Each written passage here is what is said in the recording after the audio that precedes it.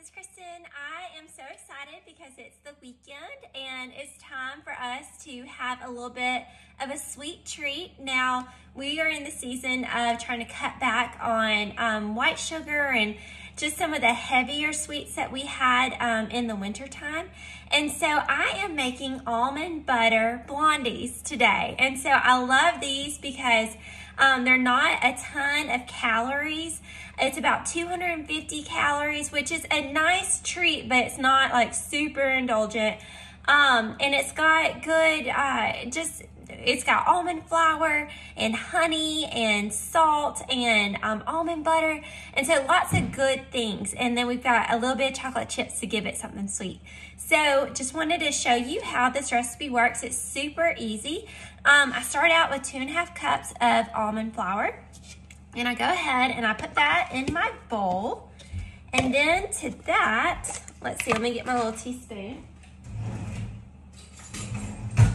I add 1 teaspoon of baking soda. I always have to check it because sometimes my baking soda and my baking powder look just the same. So it can be easy to get them mixed up. So I add that. And then I'm also going to add a teaspoon of salt. And I know that's a lot, but it's the pink Himalayan sea salt, and I love it because I like salty with the sweet. So go ahead and add that in. And I'm just gonna mix these together to get all the dry ingredients incorporated.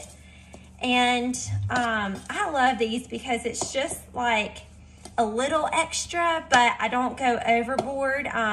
You know, it's a fine line because you wanna use good, fresh ingredients, but at the same time, just trying to cut back on sugar. I'll use maple syrup, I'll use agave nectar. Today I'm using honey. So, you know, it kind of just all varies, and the flours and all that too. So now that I've got my dry ingredients mixed, I'm gonna go ahead and add in 1/2 cup of coconut oil, and I went ahead and melted it so it's good and melted. And then to that, I'm gonna add 2 eggs. And I'm really excited because I got some new eggs from the chickens, and look how pretty these are. So pretty. We have all these different colors, and our chickens are just laying really good eggs right now. So it's been fun to have it for baking or just an egg in the morning for breakfast. Gosh, I could do a whole thing just on eggs. And so I'm gonna go ahead and add the eggs in. So that's one, and I always crack my eggs in a separate bowl just because if you have ever had fresh eggs and one is a bad egg, whoo, you know you don't want that to go in your dessert. And so I like to crack my eggs one at a time, just take a good look at them, make sure they are all ready to eat. And I go ahead and I add those in. And then to that, I'm gonna go ahead and I'm gonna mix this first. Let me go ahead and give this a good mix. Get it incorporated. Say yummy, it's coming together. This is a really simple batter. It does not take long. It's easy. It's one of those that you can just throw together. I'm meeting up with some friends this weekend, so I thought I would bring this sweet treat for us to enjoy after some soup and having kind of like a lighter lunch. And so I just thought it would be nice for us to have a little mid-afternoon snack as we get together and we plan and we dream and think about things for the future. It's nice to do that with something sweet. So I've got that incorporated.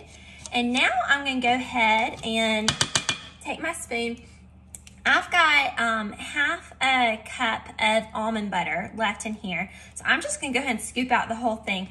I know with baking, you're supposed to be super duper precise, and I am, and with most things, but some of it, I can look and be like, that's about 1/2 cup. So you can certainly measure it out, but I can kind of look in here and see that I've got 1/2 cup of almond butter. And almond butter, you know, it can be used in so many things. I love to make almond butter bites. I make an almond butter brownie that is super good. We'll use almond butter if we want to have like Thai night at home. Do it with like sweet potato, like noodles and chicken, and it just is a really good flavor. And so I'm gonna go ahead and get all that almond butter out. Sometimes it likes to stick in there. And I use my fingers. So they have been washed, they have been cleaned. And like I said, when I'm baking for lots of guests, obviously, hands are clean always. So let's go ahead and wash those.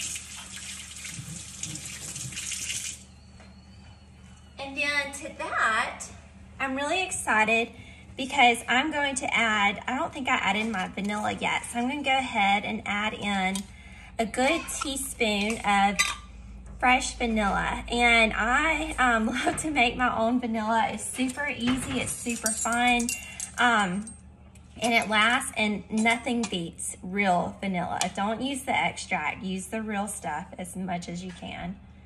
And if you can't make your own, buy it. It's a nice expense, but it's worth it. So I'm gonna add in my vanilla, and I'm also gonna add in my honey.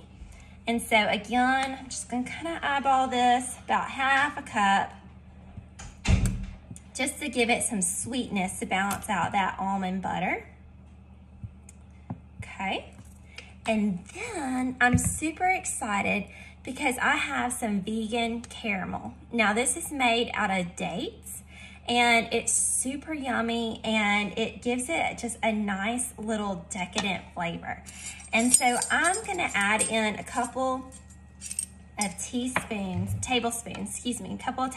of this, just to give it a little bit of a caramel flavor. Since these are almond butter blondies and they're light anyways, the caramel will give it a really nice added flavor. So I'm super excited about that. Let me add one more. Okay, so I've got 4 tablespoons of the vegan caramel. And now, so I've got all this fun stuff in here. So now I'm gonna mix it all together, get it all good and combined. So you're combining the wet and the dry and incorporating it. And of course you can use a mixer if you want, but stuff like brownies, this is super easy. It doesn't take long. It's more of a dough. It's not something that I typically use a mixer with, but you can if you want to. So getting strong over here. Okay, oh my gosh, this smells so good. Mix, mix, mix. And I don't tell my kids that I make it with almond butter and coconut oil, and I just say, hey kids, you want a blondie? And sometimes they'll eat it, other times they're like, this tastes kind of different. But it smells really good. Okay, so now that I've got that all mixed up, it's a spongy, I mean, it's not very liquidy. It's like, and it doesn't come together in a ball either. And so it's a little bit looser than your typical brownie mix. Usually when I make traditional brownies, it's a little bit more ooey gooey. This is more of a thicker dough. And so now I'm super excited. I'm gonna add in some chocolate chips. And I use semi-sweet, but you know, I'm just gonna add them in because again, I'm gonna kind of eyeball this. If you don't like a lot of chocolate chips, don't add them, but I like it. And so that's about half a cup of chocolate chips. So it's really more like a cookie dough, honestly. It looks like a cookie in here, which is so good. I love chocolate chip cookies. So it really does resemble a cookie right now. And so I've got the chocolate chips all mixed in.